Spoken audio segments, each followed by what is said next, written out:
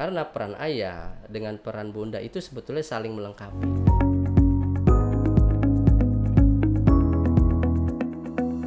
Halo Bunda, selamat datang di podcast Halo Bunda, persembahan spesial dari Generos, teman Bunda mendampingi tumbuh kembang si kecil. Wah, senang sekali nih saya Asasi bisa hadir kembali di hadapan Bunda-Bunda dimanapun Bunda berada. Gimana kabarnya Bunda? Semoga dalam keadaan sehat selalu ya, dan tentunya tetap semangat dalam memberikan stimulasi untuk si kecil. Nah, gimana nih kalau kemarin tuh kita kan udah banyak banget ya ngebahas tentang puasa, tentang vibes-vibes Ramadan, tapi karena kita sudah selesai gitu kan, Idul Fitrinya mungkin ya kemarin habis mudik, kembali lagi ke rutinitas awal gitu kan. Yang penting pesan saya sih Bunda tetap semangat ya, pokoknya untuk anak yang kembali sekolah atau Bunda yang kembali bekerja, ayah yang kembali bekerja juga, kita semua dalam keadaan sehat selalu, amin. Nah, seperti biasa pada podcast Halo Bunda sebelumnya kita akan membahas lagi nih tentang tumbuh kembang anak. Tapi untuk segmen yang ini kita akan ngebahas tentang peran ayah nih. Peran ayah tuh kira-kira seperti apa ya? Karena mungkin bunda-bunda tahu kalau misalnya peran ayah ini sebenarnya sangat dibutuhkan untuk dalam tumbuh kembang si kecil. Tapi gimana ya sebenarnya bisa menyadarkan ayah-ayah, mungkin untuk suami-suami juga yang lagi nonton gitu kan, gimana sih caranya supaya kita peran ayah ini tentunya bisa bermanfaat untuk tumbuh kembang si kecil. Nah, tentu saja saya tidak akan sendirian untuk ngebahas materi ini Bunda, karena saya posisinya juga mungkin sebagai seorang wanita, jadi harus istilahnya sudut pandangnya ini harus tentang dengan ayah juga nih. Kita akan ngobrol dengan seorang praktisi anak dan remaja, yaitu ada Kak Nur Firdaus di samping saya. Halo Kak, Assalamualaikum. Halo, Assalamualaikum warahmatullahi wabarakatuh. Waalaikumsalam. Mungkin boleh disapa dulu nih bunda-bunda yang lagi nonton ataupun ayah yang lagi nonton. Assalamualaikum warahmatullahi wabarakatuh, ayah dan bunda, salam sejahtera buat kita semua ya. Insyaallah tadi Kak Asasi sudah menyapa dengan penuh semangat ya, karena masih momennya Sawalan ya, jadi mohon maaf mohon maaf lahir dan batin ya, yang masih ada lebaran ya, yang masih ada di kampung ya di kampung halaman. mungkin ya belum masih agak mas-masan nih masuk kantor gitu kan. Jadi kita semangatkan lagi ya Kak ya, tentu saja. Nah, mungkin udah disapa nih sama bunda-bundanya Kak Nur Firdaus. Boleh tahu dong Kak, mungkin sebelum kita ngebahas tema kegiatan Kak Nur nih apa aja nih, lagi sibuk setelah lebaran tuh, apa ada kesibukan lagi atau ya lagi libur-libur aja nih menikmati sisa-sisa libur? Ya, sebetulnya gini, saya itu dengan beberapa rekan membuat yang namanya Edu Sahabat Indonesia Foundation ya, bergerak di bidang edukasi untuk anak, remaja maupun hal seperti ini, parenting ke orang tua ya. Nah, misi utamanya atau visi utamanya sebetulnya bagaimana membuat anak dan remaja itu memiliki konsep diri yang kokoh. Oke. Nah, bicara konsep diri salah satunya adalah bicara perilaku, akhlak gitu ya. Nah, ini juga dipengaruhi oleh bagaimana tsunami informasi yang sedang terjadi saat ini. Sehingga konsep diri yang tidak kokoh itulah yang membuat akhirnya penyimpangan perilaku. Oke. Nah, kalau dulu mungkin kenakalan remaja hanya sedikit ya, sekarang tuh banyak ya, banget ya kan ya. Betul. Kalau dulu masih namanya kenakalan, sekarang udah yang namanya kriminal ya. Jadi ada hal-hal yang bisa dianggap wajar, ada hal-hal yang udah lebih dari wajar. Nah, sebetulnya bicara hal ini itu juga emang perlu peran ayah sekali. Wah, itu ya peran karena, ayahnya nih. Iya, karena ngomongin tentang konsep diri, apalagi anak semakin berkembang, dunia sedemikian rupa, asupan yang masuk, nah itu peran ayah harus hadir di situ. Nah, peran ayah harus hadir nih. Betul. Tapi mungkin kita sebelum menuju ke sana, mungkin kita basicnya dulu nih Kak, kulitnya dulu nih. Kalau misalnya sebenarnya peran ayah dalam keluarga itu seperti apa sih? Maunya secara harfiah, terus bagaimana secara spesifiknya Kak? Oke. Bicara tentang peran ayah, yang paling umum di masyarakat itu kan ayah seorang pencari nafkah ya. Ini memang salah satu part saja dari peran seorang ayah.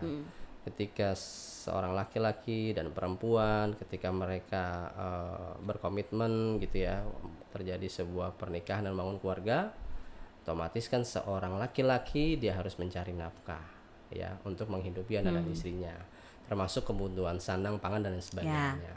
Makanya dalam agama itu uangnya atau mata pencarian ayah itu untuk istri dan keluarga. Nah, kalau punya istri, nah, maaf ayah nih, bukan punya ayah, gitu ya.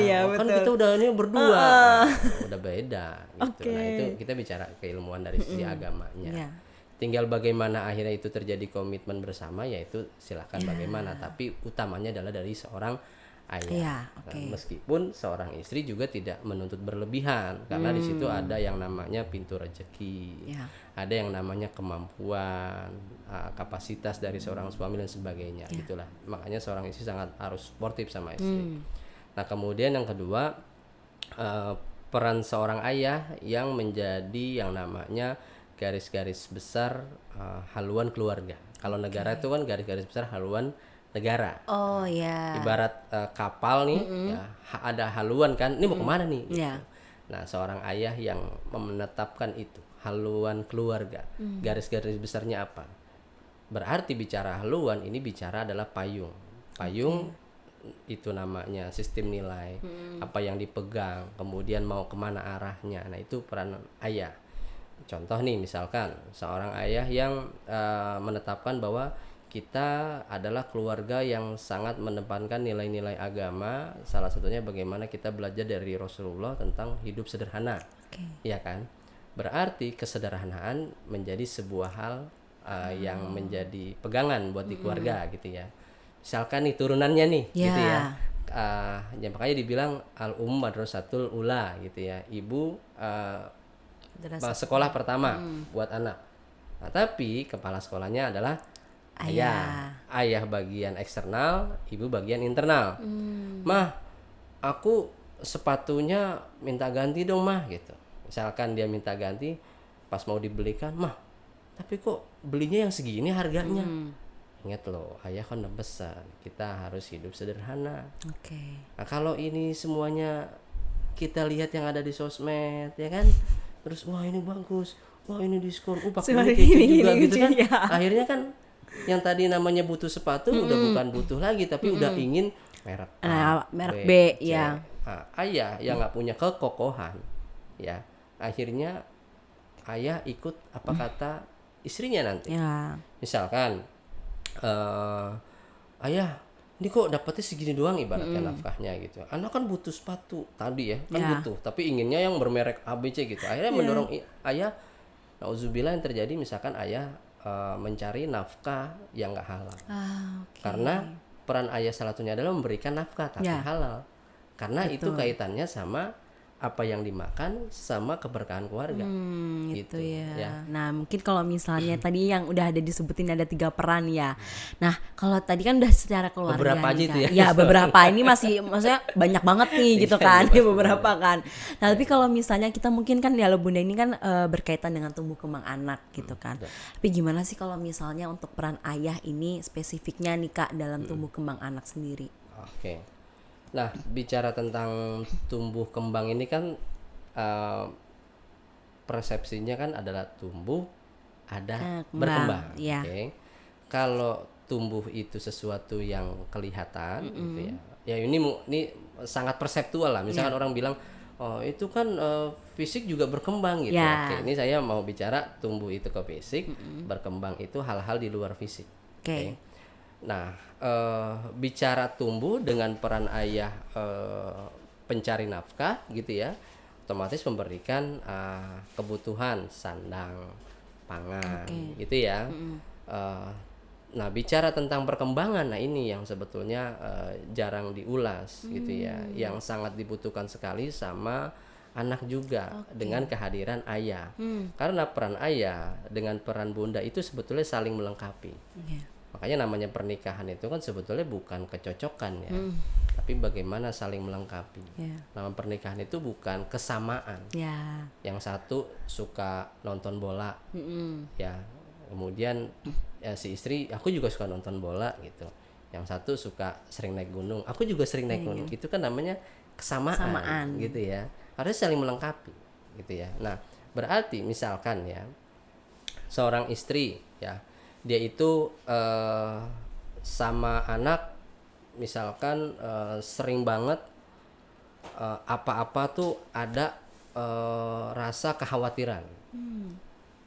Apa-apa tuh pokoknya Parno gitu ya, parno, Parno, gitu ya. ya, cemas Ya. gitu ya. Nanti ayah yang jaga, kalau kamu mau jatuh ayah yang tangkep gitu. Jadi ada rasa percaya diri sama anak, Oke.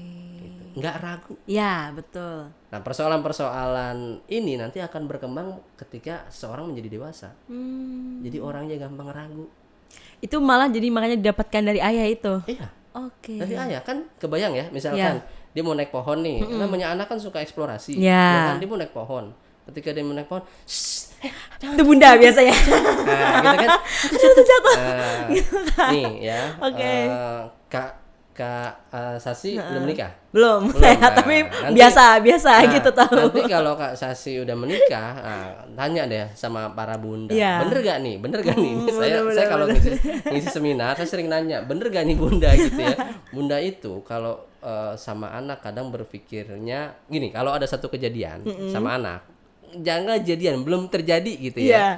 Kadang kejadian hari ini dikaitkan dengan yang hari ini, kemudian yang kemarin, dan yang Akan datang.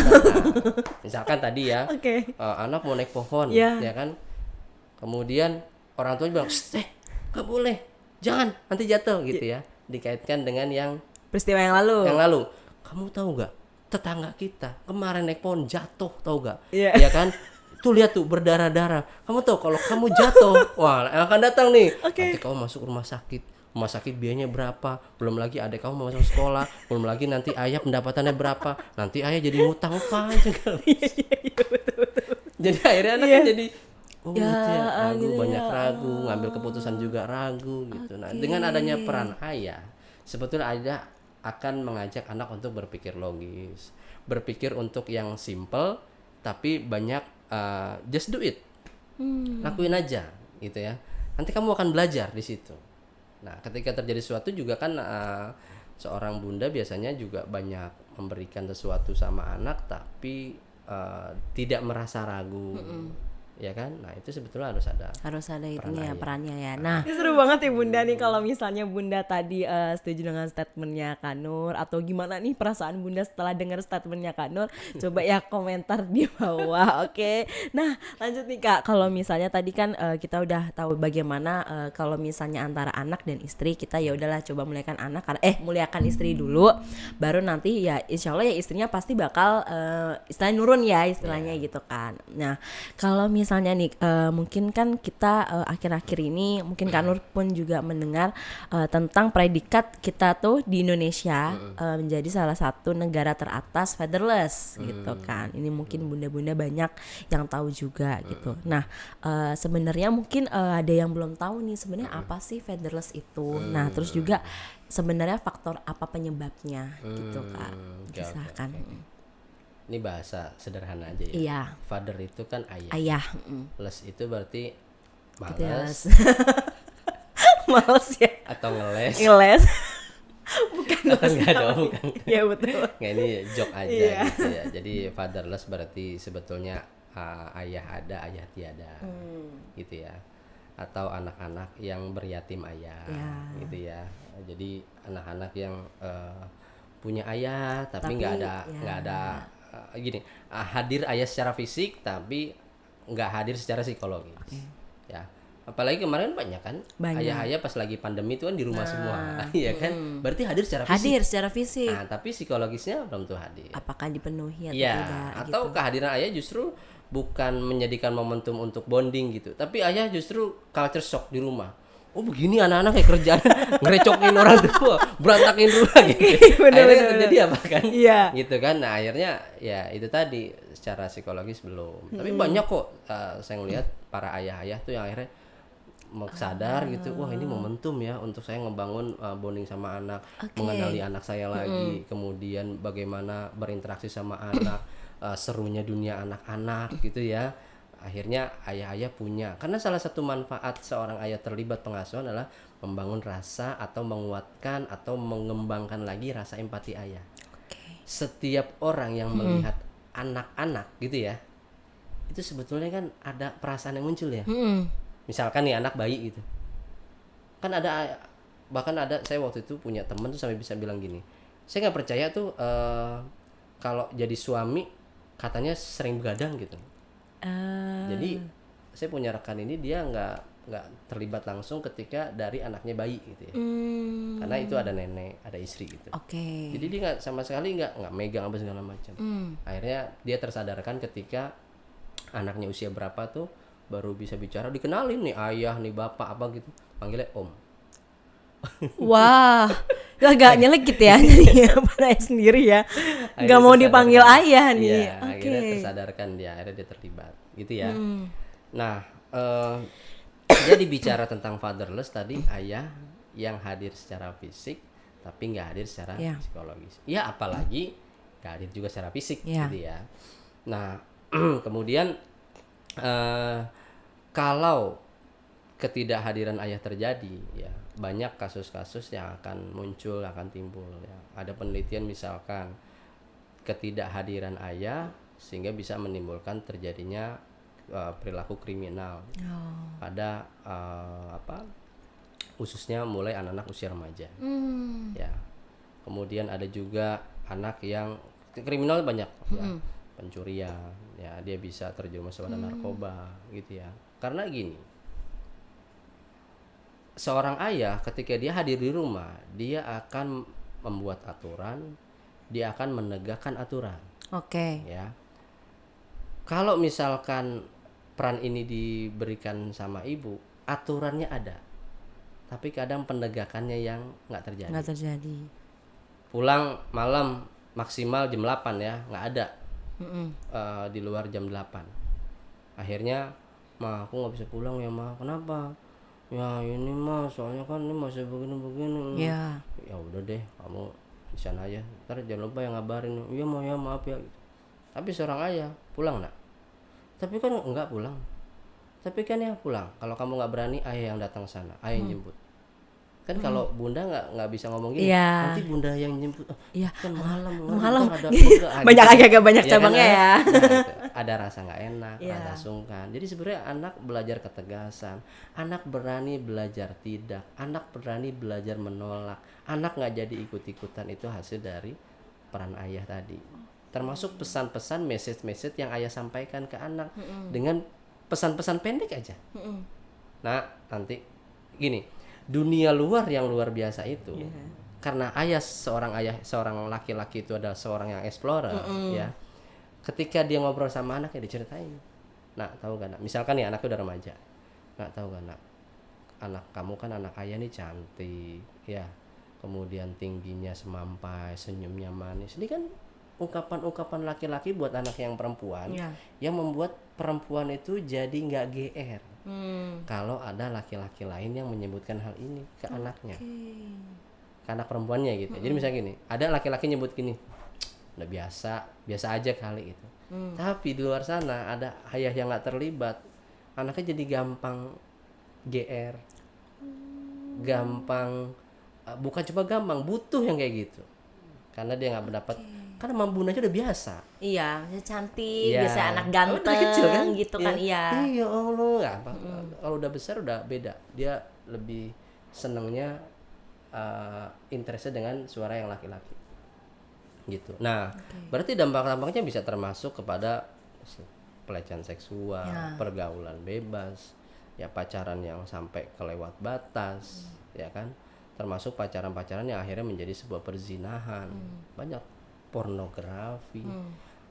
Karena tadi ada ketegasan di sana, ada rem di sana, yang itu sebenarnya adanya di peran ayah. Ayah, Gitu. oke, ya itu ya perlu Bunda tahu ya. Jadi memang sangat penting banget nih untuk kehadiran ayah untuk tadi ada tegasan dan Iya. lain-lain. Nah, tadi kan kita udah ngebahas gimana sih apa tuh fatherless gitu ya Iya, Kak ya. Nah, kalau misalnya nih bisa dikasih tips Kak buat ayah ataupun mungkin Bunda yang nanti akan menyampaikan ke suami, gimana sih supaya ayah ini lebih aware gitu kan terhadap perannya, yuk maksudnya menyadari bahwa oke, peran saya di rumah sebagai kepala keluarga seperti ini gitu, menyadarkan lah seperti itu Kak.